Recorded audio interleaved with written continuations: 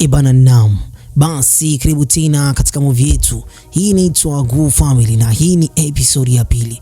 Basi naomba tuende sambamba. Tuliishia pale ambako mwamba anaitwa Oriang anaweza kumueleza Sojung kwamba kwa hivi sasa mimi naomba nitafutie kitabu cha Gu Family na naomba hichi ni kwa ajili ya kwake Sewa. Nimempenda Sewa na naomba nije niishi naye maisha ya kawaida kama binadamu. Bwana Sojung alikuwa mkali sana na alimueleza wanzo kwamba kitabu hicho ni kitabu ambacho ni kigumu sana kuweza kukipata, lakini pia kuweza kukitumikia. Naomba uwe mwazi kwamba utaenda kufanya kama vile ulivyokuwa unataka. Siku zilizidi kusonga mbele, askari walizidi kufanya msako kila kona. Msitu mzima ulikuwa unazidi kufuatiliwa kila siku. Maisha ya kwake Sewa pamoja na mwamba ambaye ni Oriang ilizidi kuwa matatani, lakini siku zilivyokuwa zinazidi kwenda, wawili hao walizidi kupendana. Basi maisha yako Sewa ilizidi kuwa mazuri kwa sababu Oriang alikuwa ndo mfalme wa msitu. Alimtafutia matunda mbalimbali, alimtafutia wanyama, lakini pia aliweza kumtafutia maua mazuri sana. Furaha yake ilikuwa ni Sewa kuwa na furaha katika maisha yake kwa sababu ni binti ambaye alikuwa na mawazo mengi sana. Siku zilizidi kwenda, wale hao walizidi kupendana. Ila usiku mmoja aliweza kumueleza wazi kwamba anawapenda sana ndugu zake, na mmoja anaitwa Yun na mwingine anaitwa Dom. Sasa hapo ndipo ambako basi Sewa moyo wake ulikuwa na maumivu makali sana. Pindi anapowakumbuka kila mara, basi uwaga anapata maumivu makali sana. Alimweka wazi kwamba watu hawa ndio watu ambao walikuwa msaada kwangu. Naomba nenda kafuatilie kuhusiana na taarifa zao. Usiku mmoja katika giza lilivyokuwa zito, bwana mkubwa ambaye anaitwa Oriang alifika katika mji na kukuta kwamba ndugu yake Sewa alikuwa ni siku ya 4 tangu aweze kunyongwa. Alikuwa amenyongwa. Maumivu yake yalikuwa makali sana. Basi aliweza kumchukua na kwenda kumzika, lakini hii ilikuwa ni siri yake. Hakutaka kuweza kumwambia Sewa kwa sababu alijua kwamba Sewa atapata maumivu makali sana. Sewa alivyokuja kumuuliza, alimwambia kwamba ndugu zako wako salama, lakini hii ilikuwa ni siri yake mwenyewe binafsi. Basi siku zilivyozidi kwenda, Sewa naye pia alizidi kumpenda bwana mkubwa ambaye ni Oriang. Akampatia penzi katika siku hii ya kwanza kabisa baada ya kuweza kumwambia kwamba ndugu zake wapo salama. Sewa maisha yake yalizidi kusonga mbele, lakini kama ukijua kwamba ndoto ya kwake Oriang ilizidi basi kupamba moto. Ndani ya moyo wake alikuwa anatamani kuishi na binti huyu. Kwa hiyo walitafuta kitabu cha Gu Family ndani ya maktaba ya siri ambayo inamilikiwa na bwana mkubwa ambaye anaitwa Sojung. Sojung ni mtu ambaye anajua siri kuhusiana na bwana mkubwa ambaye anaitwa Oriang na ameitunza siri hii kwa miaka mingi sana. Basi katika siku ya leo aliweza kumueleza wazi kwamba kitu ambacho wewe ukijua ni kwamba kuishi katika hali hii ambayo ni kimonster ni kitu ambacho ni kibaya sana. Kwa hiyo unatamani kuwa binadamu. Basi akaweza kumwambia kwamba kitabu hichi cha Gu Family unapaswa uweze kugundua kwamba kinahitaji mtu aweze kufunga ndani ya siku 100. Asiue mnyama yoyote, asionyeshe ishara yoyote ya nguvu zake ndani ya binadamu. Bwana mkubwa alikuwa ni mmoja kati ya mtu ambaye anapaswa hata kufanya tendo la ndoa na mwanamke wa aina yoyote. Hapaswi kushiriki tendo hilo kwa sababu ni kinyume cha sheria ya kitabu hicho.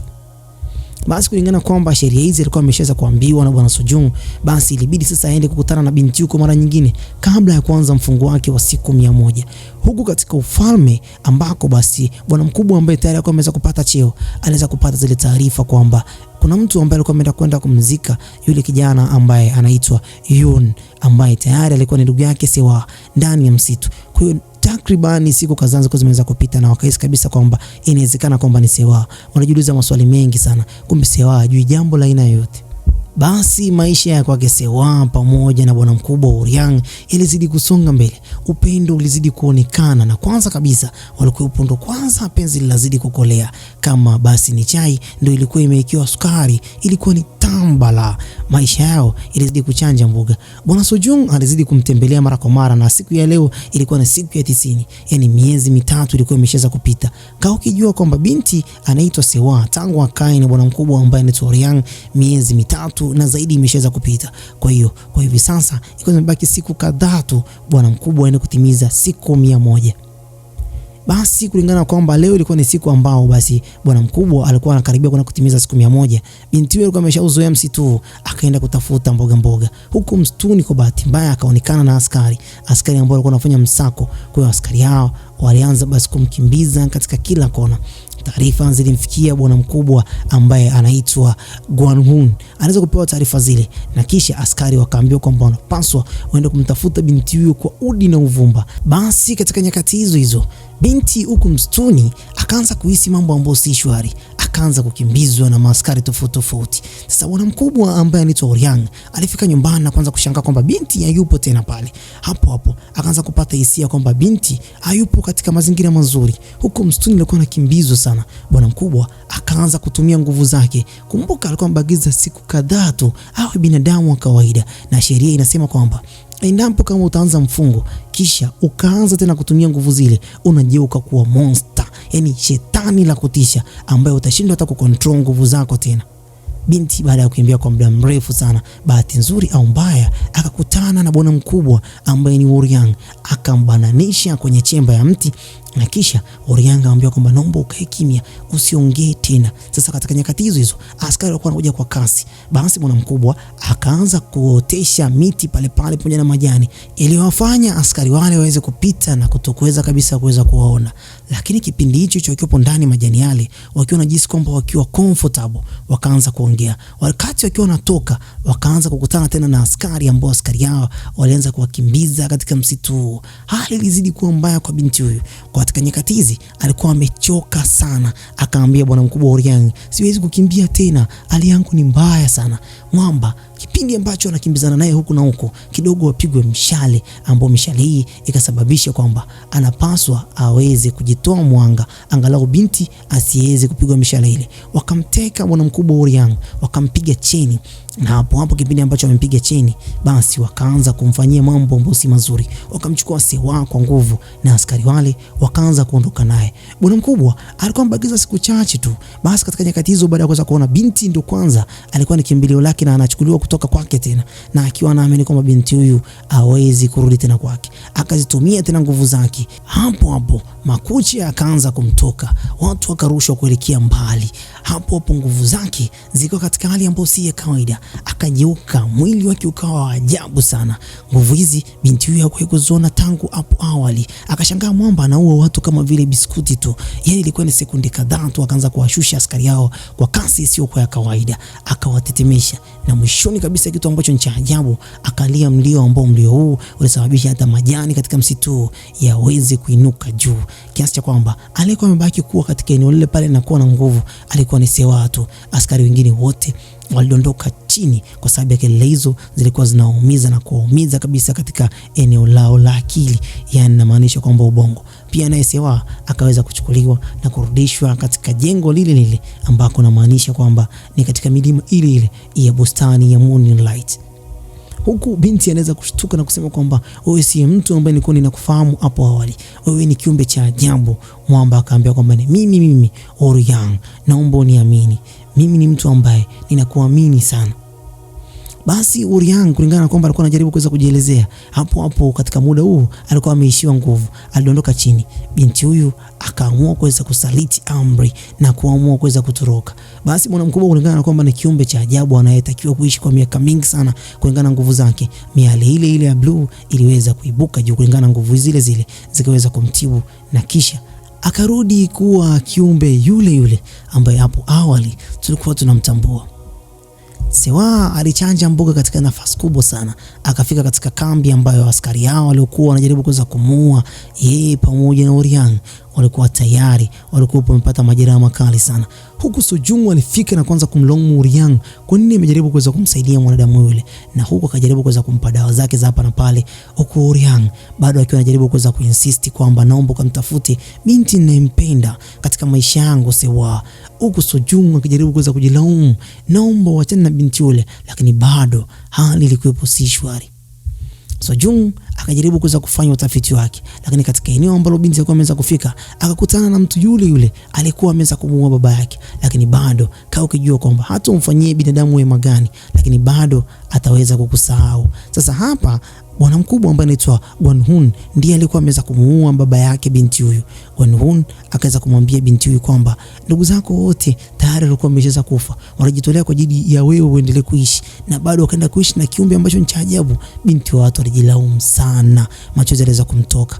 Lakini nyakati hizo ambazo binti alivyokuwa anajaribu kuweza kulia pale, alijisikia kuweza kutapika, akakimbilia pembeni. Hii ilikuwa ni ishara ya kwanza kwamba binti inawezekana anaumwa. Kama haumwi, kuna kitu kingine ambacho sisi hapa tukijui. Basi tuendelee.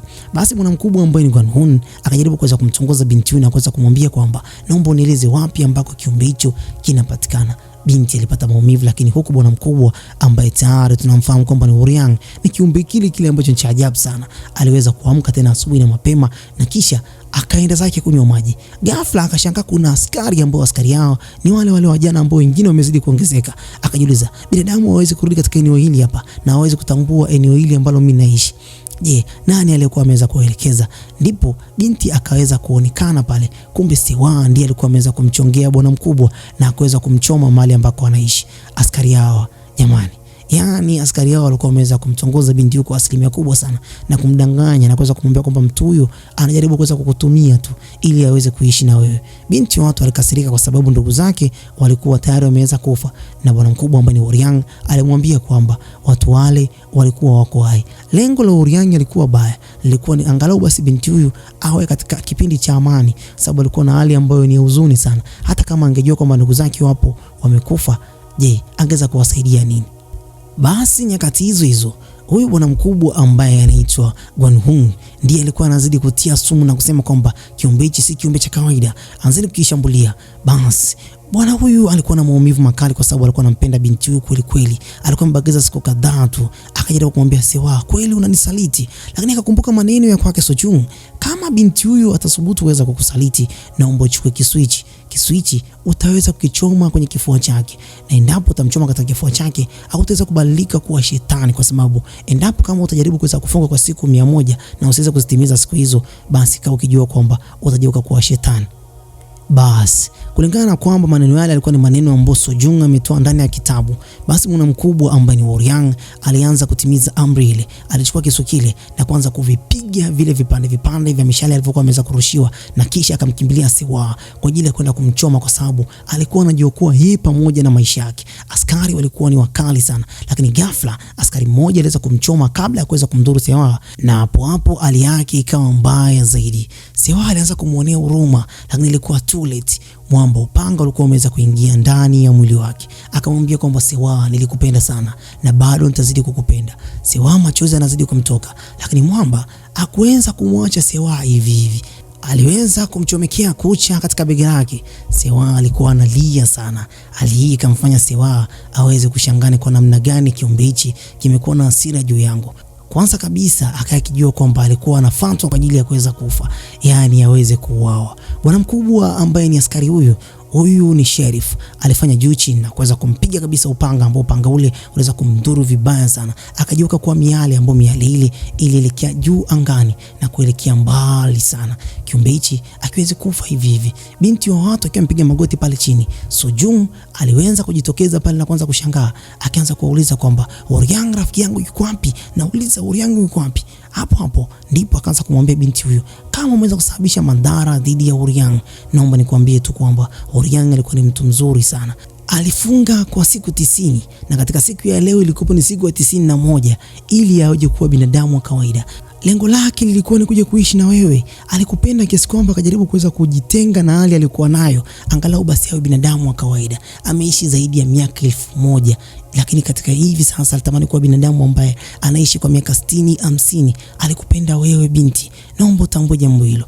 Basi askari hao waliweza kushangaa lile jambo ambalo Sojung alikuwa analiongea, lakini katika nyakati hizo Sojung alikuwepo ameweza kutambua kwamba kisu kile ambacho alikuwa ameweza kumpa bwana mkubwa Woryang kilikuwa katika eneo lile la mbele kabisa, kwamba alikuwa anapambana nao lakini alishindwa kuweza kutimiza lengo lake.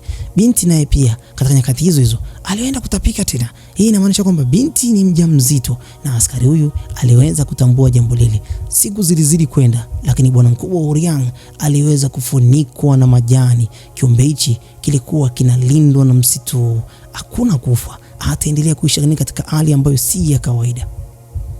Siku zilizidi kwenda, huko headmistress ambaye alikuwa katika lile danguro aliweza kutambua kwamba binti huyu mimba yake imezidi kuwa kubwa zaidi. Hasa aliweza kumchukia sana yule mtoto, alikuwa anataka kwenda kumtoa kabisa. Hasa katika siku ambazo kumeweza kukaribia kabisa, binti huyu alikimbilia katika pango lile lile ambalo lilikuwa ni pango la Horiang. Hasa huko akafika katika eneo lile pale, akaweza kujipush na kisha akafanikiwa kuweza kujifungua. Katika nyakati za usiku akashangaa baada ya mlio mmoja tu miali ile ya blue ikaweza kujitokeza, na ndipo bwana mkubwa ambaye anaitwa Sojung naye akaweza kupata taarifa kupitia miali ile. Alihisi kabisa inawezekana kwamba ni Horiang yupo hai, lakini binti huku alikuwa ameweza kumchukia sana yule mtoto, akatamani kabisa kuweza kumpiga kisu. Je, binti huyu atamuua mtoto huyu au la? Sasa katika kipindi hicho kulikuwa kuna familia moja ya kitajiri, ambapo familia hii ilikuwa inajaribu kuweza kupata burudani hapa na pale pembezoni mwa mto. Kumbe binti yule aliweza kabisa kuweza kumsukuma mtoto wake juu ya kikapu, na kisha akawa kabisa mtaki mtoto yule. Alitamani mtu mwingine aweze kumrithi mtoto yule. Yeye alikuwa ameweza kuyachukia kabisa maisha yake. Familia hii ilikuwa na bwana mmoja ambaye anaitwa Aingo, lakini pia kuna mmoja wao anaitwa Chung Hao. Asa Gaigo aliweza kumchukua mtoto yule katikati ya maji na kisha akarudi naye pale. Asa nyakati hizo kipindi ambacho anashangaa mtoto huyu ni wa nani, bwana mkubwa ambaye anaitwa Sojung, ambaye anasema kwamba ni mmoja kati ya mtu ambaye anajua kusoma nyota na alama mbalimbali.